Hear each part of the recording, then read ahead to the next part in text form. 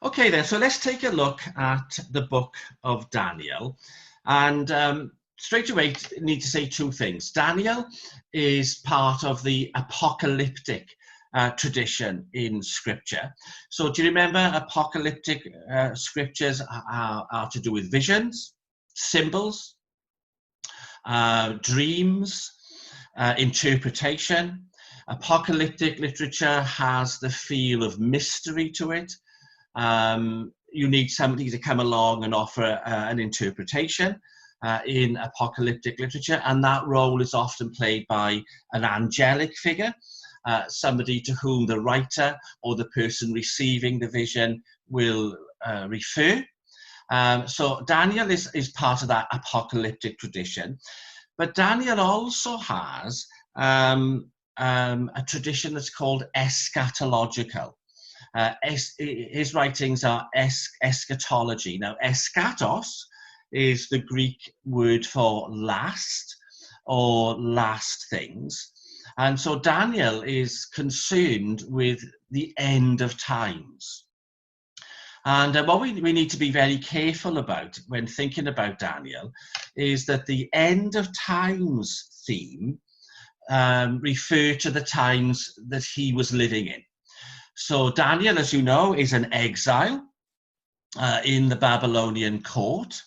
And so the visions that are given to Nebuchadnezzar, the visions that Daniel himself will have, are concerned with the end times from his point of view. So it's the end times of the Babylonian Empire, the end times of the empires that will follow.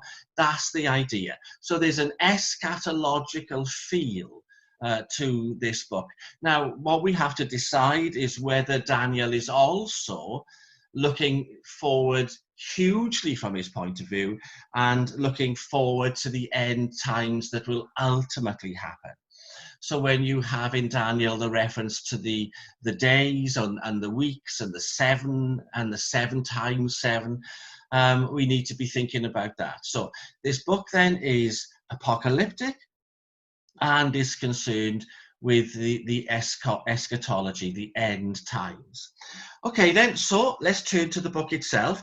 And the book is usually thought of as containing 2 sections. There's overlap between the sections, so we have to bear that in mind, okay? So when we talk about the sections of the book, you have to be a bit sort of flexible. So the first part of the book, chapters 1 through to 6, you have what are known as the courtly tales. These are the accounts of Daniel and his friends in the royal court.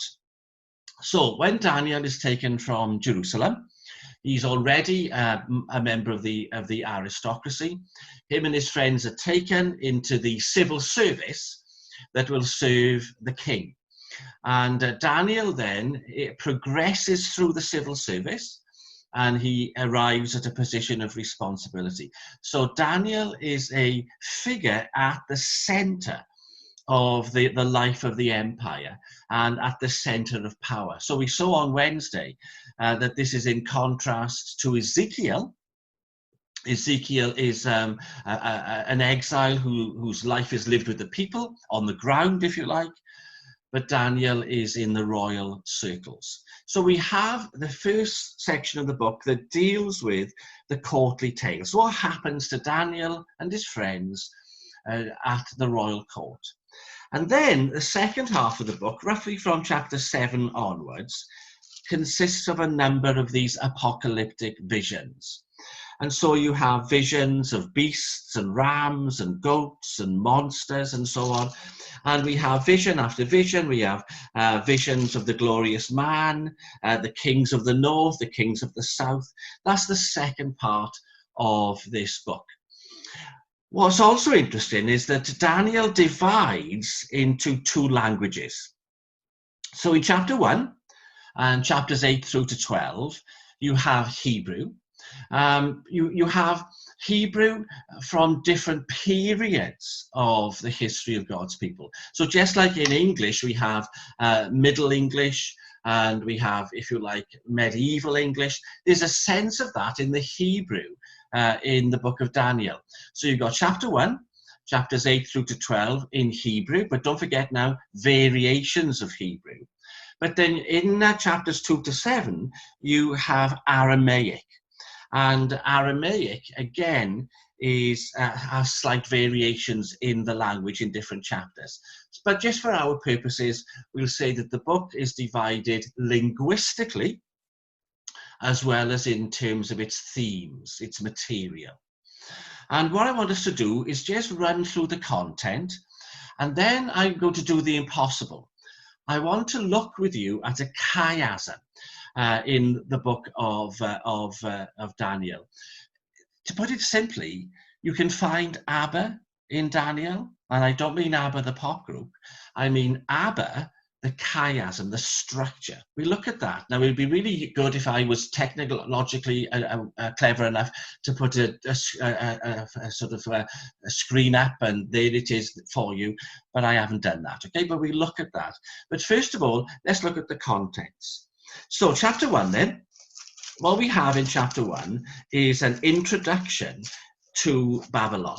Chapter 1 lays out for us not just the characters, but the life in Babylon. So we meet Daniel and his friends. They're given Babylonian names. We have the famous story of how they dedicate themselves to the service of Yahweh and their determination to remain faithful to him. And you have the story of the food, of how Daniel and his friends are going to refuse the food that comes on the king's table. And then the person who's in charge of Daniel is concerned about that and the effects on their health and the offense to the king. But Daniel makes this great claim that becomes consistent throughout the book, that if he honors God, then God will honor him. Now, the purpose of this first chapter then is to lay out for us what to expect as we go through the book. Chapter 2 then looks at Nebuchadnezzar's dream of the 4 kingdoms. And this dream is of the statue, do you remember, with the golden head and the silver chest and so on. And this dream greatly troubles Nebuchadnezzar. Now, we are in the realm then of the apocalyptic. Remember, the realm of dreams, interpretation of dreams, the significance of dreams, how dreams are portents of the future, how dreams are a communication of a message. And we've seen this before. And in fact, there are very clear connections between Daniel and his role as an interpreter of dreams with a much earlier character in the book of Genesis. We'll talk about him in a moment. And these connections between Daniel and this earlier character are almost so clear that you need to interpret Daniel in the light of the earlier character. So we have this king with a dream. Now, of course, according to Babylonian custom and Nebuchadnezzar himself, his dream would have been given to him by his gods. And so therefore he turns to the representative of his gods to ask them for an interpretation, and they are unable to do so. And so steps forward Daniel. So if you look at chapter 2, and we'll go down as far as verse 28, and Daniel has received the interpretation himself, and he comes to declare it to the king. So chapter 2 and verse 28, there is a God in heaven who reveals secrets, and he has made known to King Nebuchadnezzar what will be in the latter days. Your dream and the visions of your head upon your bed were these. Now, do you see the phrase latter days there? That's the idea of the eschatos, eschatology, the end days, the latter days. Okay, that's what this dream is about, chapter 2. And then chapter 3, we have the fiery furnace account of Daniel's 3 friends and their refusal to worship the image of gold, and they are then cast into the fiery furnace because of their disobedience. And what you have then in this account of the three friends in the fiery furnace is the appearance of another. As the king looks on and he sees them in this fiery furnace, he discerns a presence of a fourth person. And he then has to interpret who that fourth person is. And you see that in chapter 3 and verse 25. So chapter 3 and verse 25, "Look," he answered, "I see 4 men there, loose, walking in the midst of the fire, and they are not hurt. And the form of the fourth is like the Son of God." So here is the king recognizing a divine presence amongst the three friends. Now, these three friends have a link to other Old Testament characters in their attitude, in their outlook. So they refuse to bow to a false idol, and then they become linked to previous Old Testament characters in their attitude to their own fate. They don't worry about what will become of them. They don't worry about consequences. They just think the right thing to do is all that matters. So if you look at chapter 3 and verses 16 to 18, you get that outlook that we've seen before. Let's read the verses. "So Shadrach, Meshach, and Abednego answered and said to the king, 'O Nebuchadnezzar, we have no need to answer you in this matter. If that is our case, you'll throw us into the furnace. Our God whom we serve is able to deliver us from the burning fiery furnace. And he will deliver us from your hand, O king. But if not, let it be known to you, O king, that we do not serve your gods, nor will we worship the gold image which you have set up.'" Now there's the attitude. On the one hand this, on the other hand that.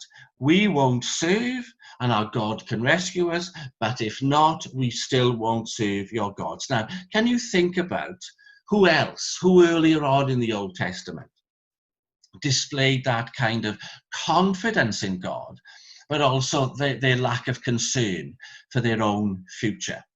Chapter 3. When you turn then to chapter 4, you get Nebuchadnezzar's second dream. And in this dream, he dreams of a tree.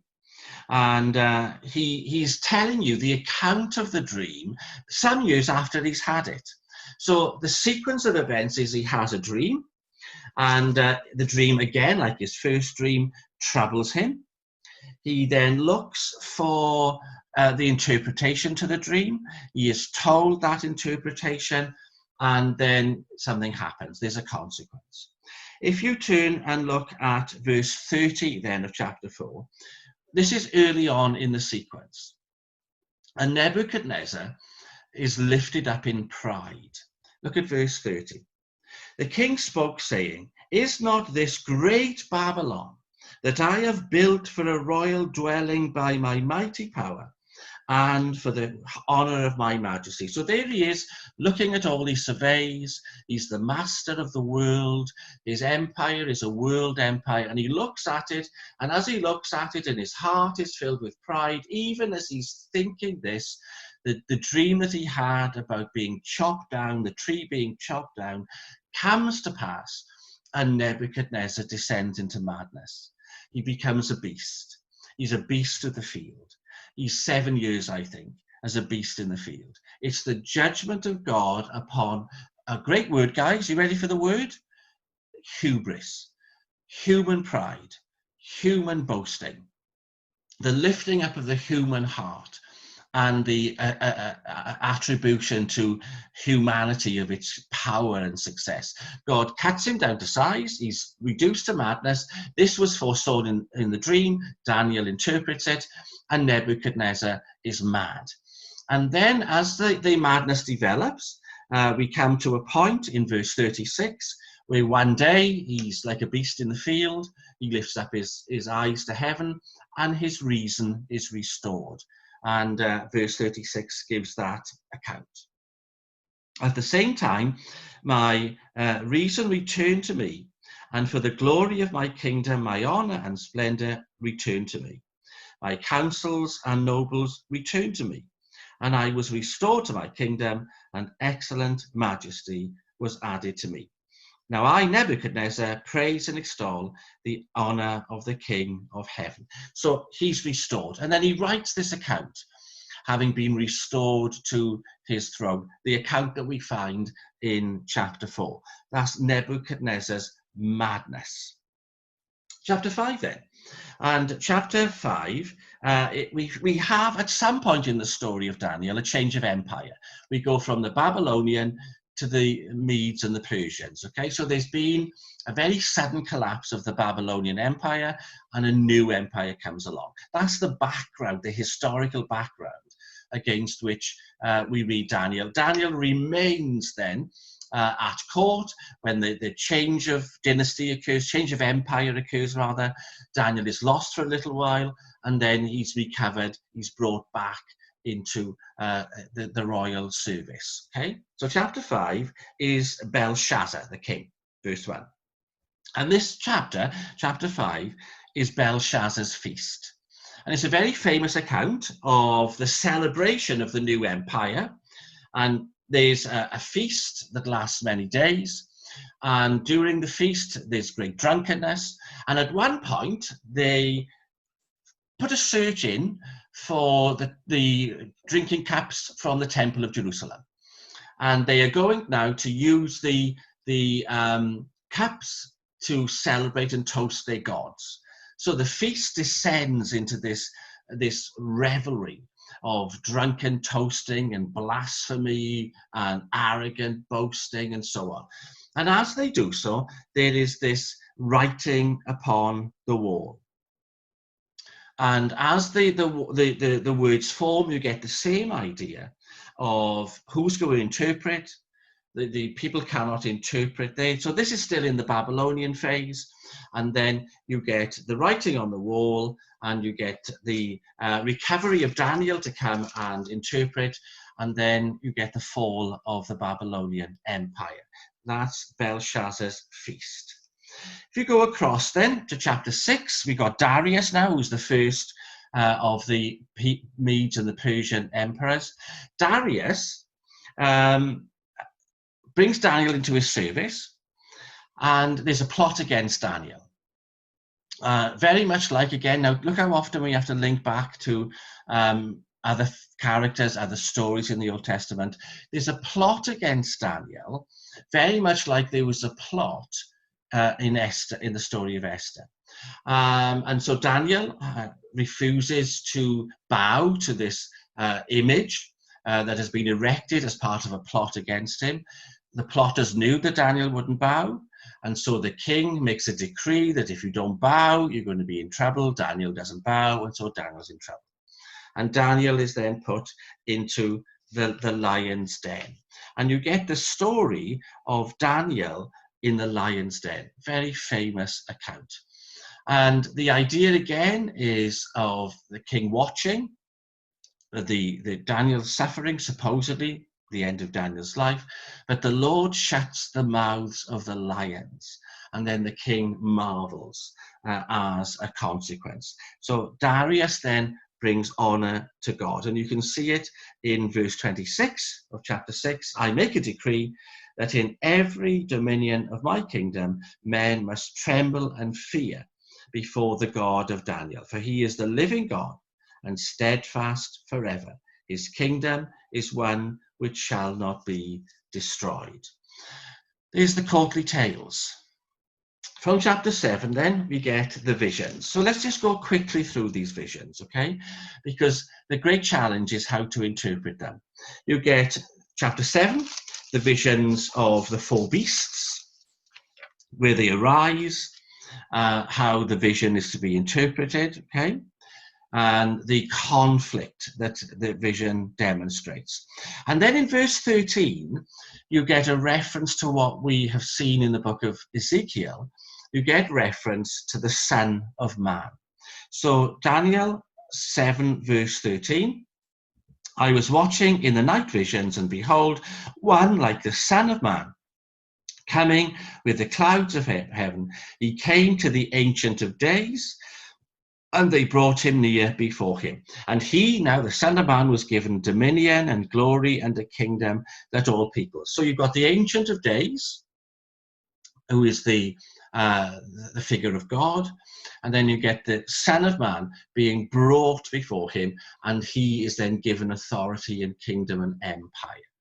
So that's your vision there of the four beasts. One more, I guess, chapter 8, the vision of the ram and the goat. Okay, we'll talk more about that later. And then chapter 9.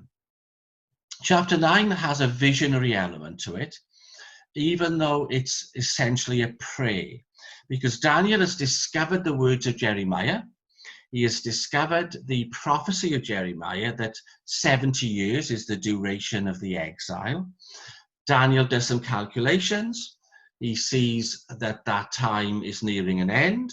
So chapter 9 is his prayer on behalf of the nation in the light of Jeremiah's words. So Daniel prays them. He confesses the sin of the people. And then Daniel himself is given then a 70 weeks prophecy. Look at verse 20 of chapter 9. While I was speaking, praying, and confessing my sin and the sin of my people Israel, and presenting my supplication before the Lord my God, while I was speaking in prayer, the man Gabriel, whom I had seen in the vision at the beginning, being caused to fly swiftly, reached me about the time of the evening offering. And he informed me and talked with me and said, "O Daniel, I have now come forth to give you skill to understand." And then we get from verse 24, 70 weeks are determined for your people and for your holy city to finish the transgression, to make an end of their sins. Know therefore, verse 25, and understand that from the going forth of the command to restore and build Jerusalem until, and here's a very unusual word to find in the Old Testament, until Messiah, the Prince, there shall be 7 weeks and 62 weeks, and the street shall be built again. So it's a prophecy, again, eschatologically, of the coming of the Messiah and the restoration of the people of God. That's the prayer and the vision of chapter 9. All we've got left to say really then about the content as the chapter 10 to 12, the visions of chapter 10 to 12 are the visions of the king of the north and the king of the south, and the conflict, the battle between the kings. So can you see how the first part of the book, the better known part of the book, has these human stories, and the human stories have interventions by God, not miracles as such, but personal interventions. And then the second part of the book is taken up with these visions that are to do with kingdoms, to do with powers, to do with empires being replaced by empires. God is the sovereign God. He's sovereign over these nations. Even though his people seem to have been defeated, God remains sovereign. God remains in charge. God causes one empire to rise, another empire to fall. All these empires will ultimately be replaced by the kingdom of his son, the Son of Man, the Son of God. He will ultimately be the one whose empire will be established and whose empire will have no end. His kingdom shall be from shore to shore. So it's about worldly empires with all their might and power being replaced by one enduring empire set up by the Ancient of Days around the figure of his Messiah. In that first vision, chapter 2 now, of the statue with the gold and the silver and the bronze and the iron and the clay, it's a little rock that hits the foot, and that little rock then cracks the statue and then grows into a mountain. The idea in all of these visions is that the kingdom of God is small and insignificant to begin with, but it destroys the empires of the world and grows to be an everlasting kingdom. That's the general direction of all these visions. But let's say one thing specifically. the idea is the number 4. So you have 4 empires. So you have your gold, silver, bronze, iron, and clay. There seems to be the idea of 4 throughout them. You have the Babylonian Empire, Mede and Persian Empire, the Greek Empire, and the Roman Empire. That seems to be the general sense in which Daniel's visions and dreams are fulfilled. What the kings themselves dream of. That's the general sense of how the fulfillment goes. And historically, Daniel seems to have predicted in his dreams the Greek moment when Antiochus Epiphanes, do you remember him, comes into Jerusalem, and he comes into the temple and he defiles the temple. He sets up the abomination of desolations within the temple. So very much part of Daniel's visions and his kind of sense of the end of days centers around what will happen in Jerusalem when the Greeks come and they defile and despoil the temple. And then you'll get what we don't have in our Bibles, the reaction to that, the Maccabees, the nationalistic movement in Jerusalem that falls between the Old and the New Testament. Daniel seems to be very much preoccupied with that. So that's the content of the book. What I want to do now, just because I said I would, and we'll discuss it more, is look at the chiasm that's in the book. Now, a chiasm, do you remember? Chiastic stuff. It's a structure.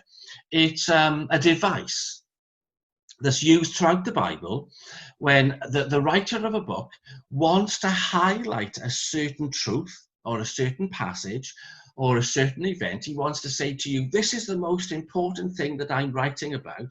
To put that into his text, he uses a device that's called a chiasm.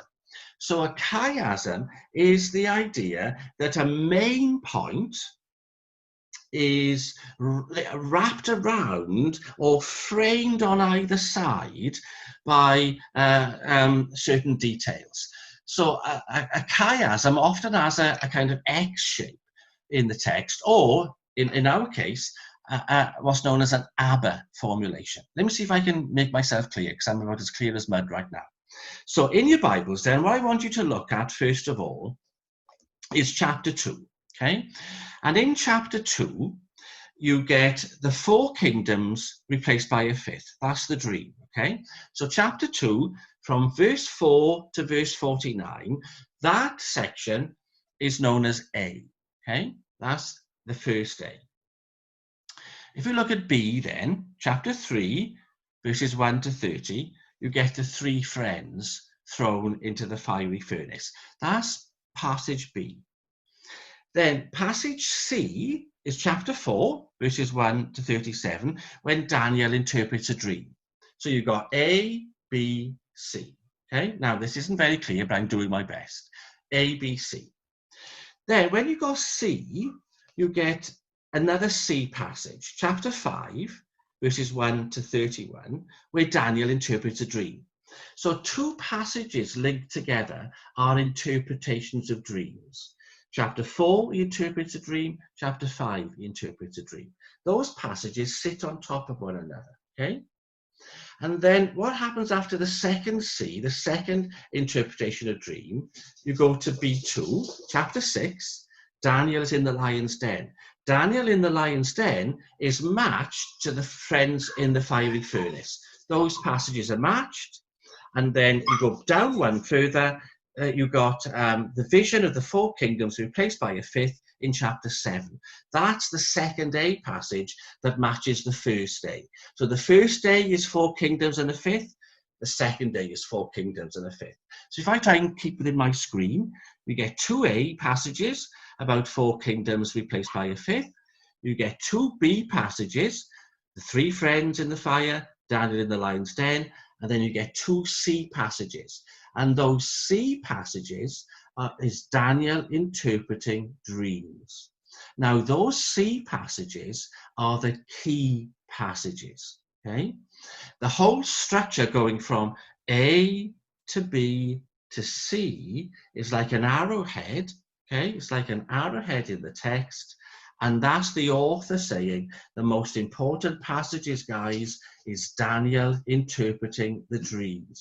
That's the most important. So I'm framing that by telling similar stories. 4 kingdoms replaced by a 5th, Daniel and his friends in trouble. Then there's the interpretation of the dreams. These are the most important bits, that Daniel is the one who interprets dreams. Okay, that's what I mean by a chiasm. It's got that structure to it. Now, if that doesn't make sense, don't worry about it. What I'm saying to you is, in the book of Daniel, the most important theme is that it's Daniel who can interpret the dreams.